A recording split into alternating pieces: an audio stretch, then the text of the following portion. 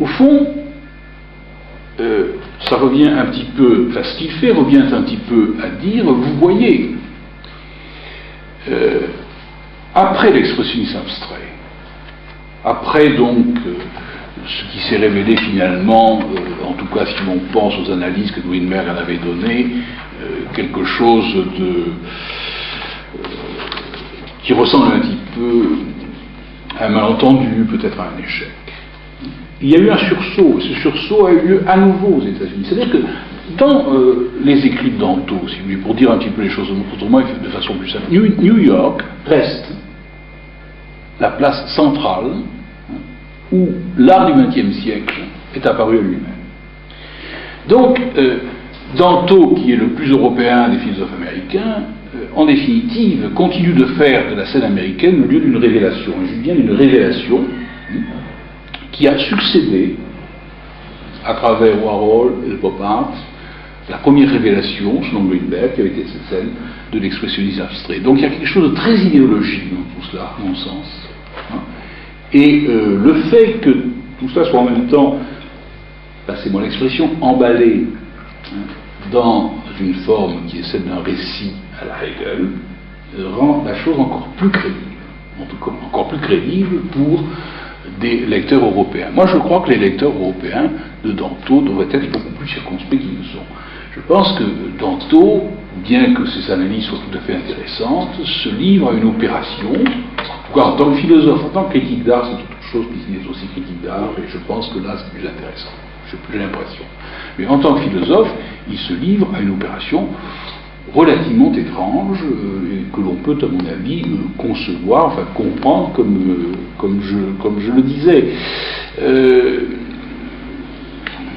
D'autant que qu'est-ce que c'est que cette révélation? Qu'est-ce que c'est que cette révélation qui a lieu en 1964 à New York dans une galerie et qui prend la forme,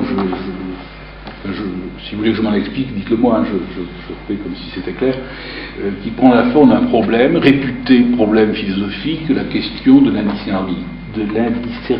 Le fait que deux objets, l'un qui appartient à l'art et l'autre qui n'appartient pas à l'art, soient physiquement indiscernables. Mais que je sache, le premier Ready-Made date de 1913. Et le même problème aurait pu être posé à partir de l'exemple du champ, mais en 1913.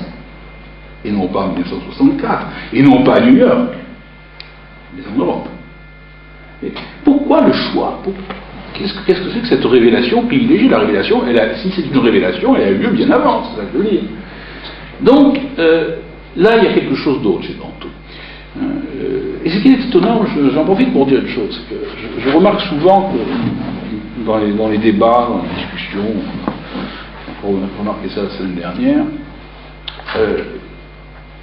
on considère Danto comme faisant partie, comme incarnant pratiquement la philosophie analytique. Les gens qui font la philosophie analytique, exemple Danto. Mais Danto n'est pas un philosophe.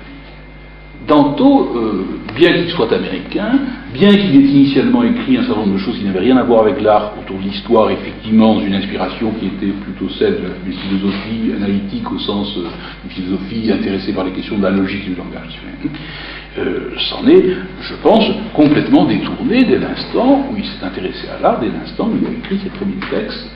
Et, par exemple, on peut s'en rendre compte en lisant La Transfiguration du banal. Il y a donc, c'est une petite parenthèse, mais il y a beaucoup de malentendus, en tout cas chez nous, à propos de Danto, à propos de ce qu'on appelle souvent massivement, par exemple, philosophie analytique, qui recoupe des choses extrêmement diverses. Et ce dont on ne se rend pas compte à travers tout cela, c'est que finalement, comme je vous le disais, Danto prolonge assez bien Weinberg. Et il y a un texte dans l'un des livres récemment traduits de Danto en français, je ne sais plus lequel c'est, il porte un nom. En fait, en anglais, il portait comme titre Art After the End of Art, mais comme le titre avait été pris en français, on lui a donné un autre titre, enfin, ça c'est la cuisine de l'édition en France. Une partie du livre porte sur Weinberg. Et je vous en recommande la lecture, parce qu'on se rend bien compte à quel point finalement de Greenberg à Danto, la conséquence est bonne. C'est-à-dire que cette question sur qu'est-ce qui fait art et qu'est-ce qui l'amène à une espèce d'interrogation ontologique sur l'œuvre d'art qui en même temps a pu avoir un intérêt déplacé ailleurs, mais qui peut assez vite ramener justement à des principes d'autorité et des redistributions qui sont plutôt verticales qu'horizontales. Je pense, oui. Et le fait que tout cela vienne prendre place dans un récit est intéressant. La seule chose peut-être qui est un des aspects de son travail qui vient vraiment de l'Amérique, c'est ce rapport à la relation de la définition de l'œuvre par son contexte. Ça, c'est quand même un aspect. Oui, en effet. C'est-à-dire qui est une manière effectivement de renvoyer. Oui, mais même ça. Non, oui, donc. Bon, parce qu'effectivement, il y a cette idée que, bon, puisqu'on ne peut pas, dirais-je, localiser, discerner des propriétés dont on pourrait dire qu'elles appartiennent en propre aux objets d'art et non pas aux autres. Interne. Et ces propriétés sont des propriétés qui sont de l'ordre du visible, propriétés physiques, perceptibles, dit tantôt. Alors, puisqu'on ne peut pas, il semble qu'il n'y ait qu'une solution. C'est celle qui consiste à faire l'hypothèse, plus que l'hypothèse, à vrai dire chez Danto, de propriétés qui ne sont pas de l'ordre du visible, propriétés invisibles. Bon, puisque ce n'est pas visible, c'est invisible. Entre parenthèses, je ne veux pas trop simplifier, mais on aurait pu se demander si, après tout, il ne fallait pas tout simplement renoncer à l'idée de propriété. Après tout. Mais non, alors, ces propriétés invisibles, Danto n'est quand même pas une sorte de mage, quoique. Ces propriétés invisibles sont celles qui entrent dans un cadre, dans un horizon d'interprétation. Donc, ce qui constitue une chose comme étant de l'art, c'est le rapport qui existe entre cette chose et un monde de l'interprétation. Danto a d'abord dit un monde de l'art dans ce premier texte, puis ensuite il insiste plutôt sur le côté interprétation parce qu'il ne veut pas trop verser dans ce qu'on appelle la théorie institutionnelle de l'art. Bon. Très bien. Et si on dit cela, alors effectivement, on resitue l'œuvre dans un contexte d'interprétation. Ça, c'est le côté contextualiste, qui permet de comprendre le côté historiciste de la philosophie de Danto. Le fait, si vous voulez, que tout soit pas possible en même temps. Bon. Mais, c'est une vision complètement éthérée. Hein. C'est-à-dire, c'est une vision qui privilégie ce qui appartient à la pensée. Donc, il ne s'agit pas du tout, justement, de resituer, de recontextualiser, de réinscrire l'œuvre dans un contexte qui serait un contexte non seulement de pensée, mais un contexte d'action, de vie.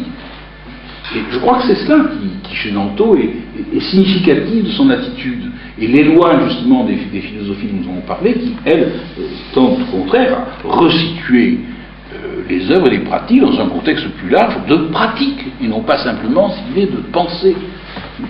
Et il est évident que si on admet ce que je viens de dire, alors on se refusera à penser, contrairement à ce que dit Danto, que la question que propose l'art est une question philosophique et que la réponse appartient à la philosophie.